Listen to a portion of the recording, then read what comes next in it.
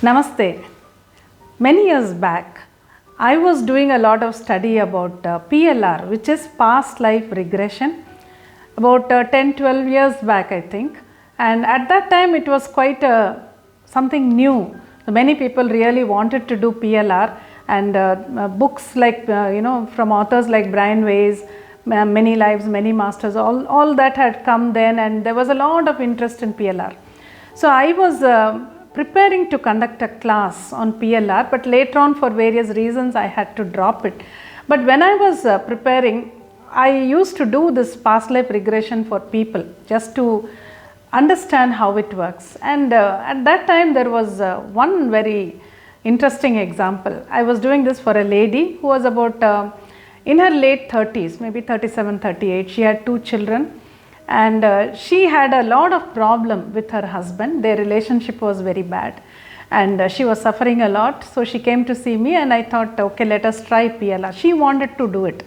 So I did it for her, took her to a meditative state, and she could see one of her past lives. And then she said, in the past life, the life before this life, she was the husband. And she said, I was the husband, and the one who is my husband now was my wife. I was unfaithful to my wife, and I was torturing her a lot.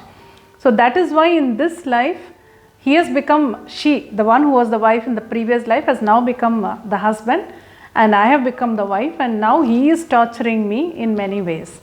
So this got me to think, this past life, when we talk about it and whatever could have happened in our past lives, it becomes a never-ending program, because in one life somebody tortures somebody, or somebody does something bad to somebody. Then in another life the other person takes revenge.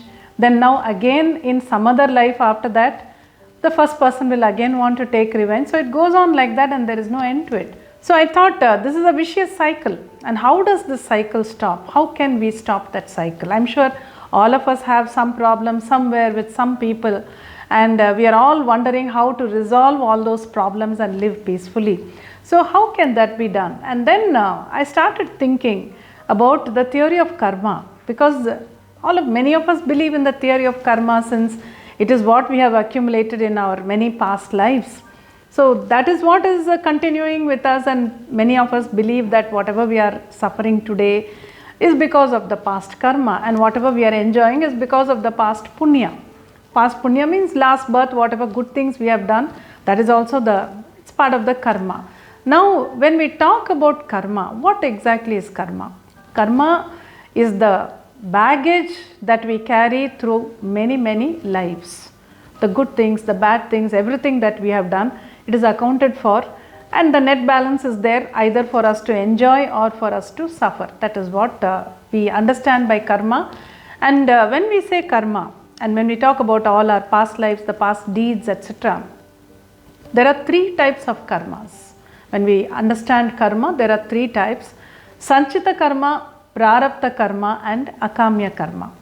Sanchita Karma is the entire lot of karma, the whole baggage which we have created in many lives and which we are carrying now.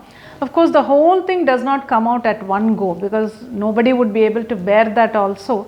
One by one only the problems start coming up, or one by one the issues with people also start coming up. As you resolve one, then there's another one coming up. That's how it goes on. So this Sanchita Karma is the entire baggage that all of us are carrying. And out of that Sanchita Karma, whatever comes out now in the present and starts happening, some issues, some problems, some health problems, some kind of trauma, some kind of suffering, that is what is known as the Prarabdha Karma. So Sanchita Karma, we can say, is the past, because it's already done, you can't change it. Prarabdha Karma is the present, which we are going through now.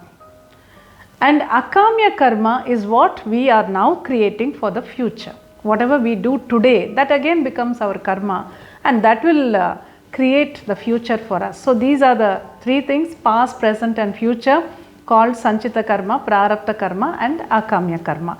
Now, the Sanchita Karma, how can we dissolve the Sanchita Karma, or how can we make the Prarabdha Karma a little easier for us? and how can we stop creating akamya karma. This is what one has to reflect on when we talk about karma. Sanchita karma is already there. So how can we dissolve it? Is it possible to dissolve it? It is believed that with the blessings of the Guru and the blessings of God, our karma can get dissolved.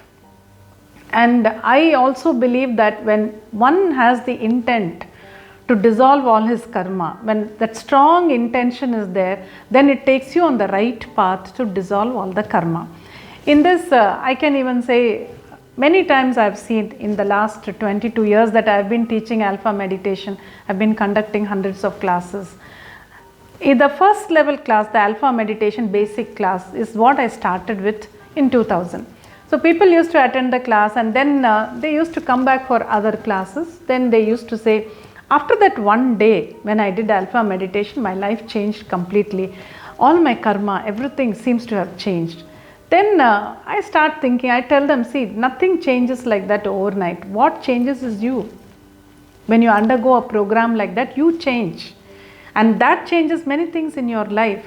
So that way, when the intention changes, when the mind changes, the thoughts become positive, then what really happens is the prarabdha karma which the person is undergoing, that those issues, those circumstances, they become easier. They don't change overnight. You attend a class from 9 to 5 and go back home, nothing changes at home. But then you change, so what happens is it becomes much easier. It becomes easier to undergo whatever you are undergoing. It becomes easier to look at it in a different way and to undergo the prarabdha karma smoothly and finish it off. Now, why is it important to undergo the prarabdha karma smoothly and finish it off? This is a matter of choice. There are some people who take the difficult path where they suffer and suffer and suffer more in the mind. Why should this happen to me? Why should God choose me for all this suffering? When those questions come up in the mind, then much more than the actual issue, the suffering, the pain in the mind is so much more, many times more. So that is how people undergo most of the time. But one can also make a choice and say, okay, if this is my karma, I am going to go through it in the best possible way. How can we understand that? Now, if you take the same kind of situation, it can happen to, let's say, two different kind of persons. One is A, one is B. Supposing a person suddenly lost his job, let's say for example. Now A is a person who is very spiritual, who meditates a lot, who is always interested in positive thinking, who tries to keep his mind very calm and quiet. He lost his job suddenly for no fault of his. Now he comes home, and how will he react? Now he makes a choice to be calm and to take it in the best possible way. I will not say right way, the best possible way. He says, it had to happen, so it has happened. Now let me calmly think what I can do now, and let me move forward in life. Let me find a different job. Let me see what I can do, where I can apply, whom I can talk to. So that is a positive way of looking at such a big issue. Now what happened is, the Sanchita karma was waiting to happen, and then it became the prarabdha karma, which means the whole issue came up and he lost his job. Now when the prarabdha karma came, he decided not to create any akamya karma. So he said, let me take this in my stride and let me see how I can move forward. So there the Sanchita karma comes up, it becomes the prarabdha karma, the past becomes the present, and it gets resolved there. And he does not create any karma for the future. There is no akamya karma, because he remains calm, mind remains positive, and he is looking forward to moving on in life. Now the same thing if it happens to B. B is a person who is very emotional, very reactive, and who likes to do, always believes in tit for tat, that kind of person. Now let's say he lost his job suddenly for no fault of his. Now what will he do? How will he react? The Sanchita karma has come up, it's become the prarabdha karma now. How will he undergo this prarabdha karma? Now he will start cursing everybody. He will fight with his boss or manager or whoever fired him. He will say, how can you do this to me? And all kinds of abuses, bad words, whatever he can do, he will go and blame everybody in his department, in his team, make everyone there feel very bad, create a big scene, and with all that anger, he will come home and he will throw it on his wife, throw it on his children, throw it on whoever he can, and make everyone miserable.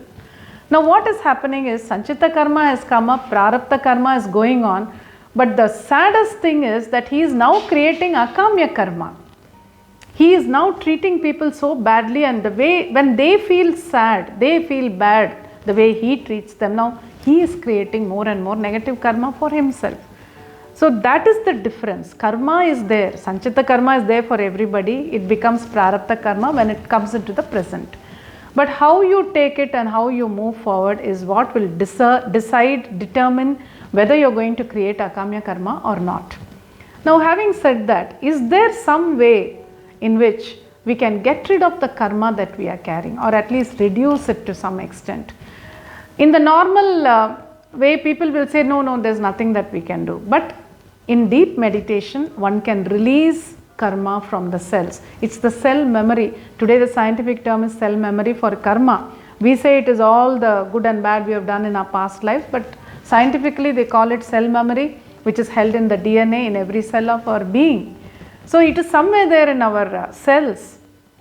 And in a deep level of meditation, one can release the karma that we are holding. I've been doing this meditation for many years, and people have really felt it happening. They would say, after doing the past life healing meditation, I could really feel a lot of burden getting away from the body, and I could really feel my mind becoming more relaxed, and after that life also became better. See, life becomes better only because the burden that you are carrying becomes less. So in our Karma Dosha class, that is what we do. We talk a lot about karma, the theory. I explain even more there. And then we do a meditation to release the karma that we are carrying in our cell memory. And after that, there is also another meditation which helps us to put our mind on the right track, so that we do not create any more Akamya Karma. Whatever comes up, we resolve it then and there. So to create that mindset, there is another meditation. It's a wonderful class. It's a beautiful class where you can understand your purpose of life and why we are undergoing certain things in life. It could be good things, bad things, but everything has a reason. So once you look at it in that way, it becomes much easier to go through. So whenever you can, try and attend our Karma Dosha class, and life will become much easier.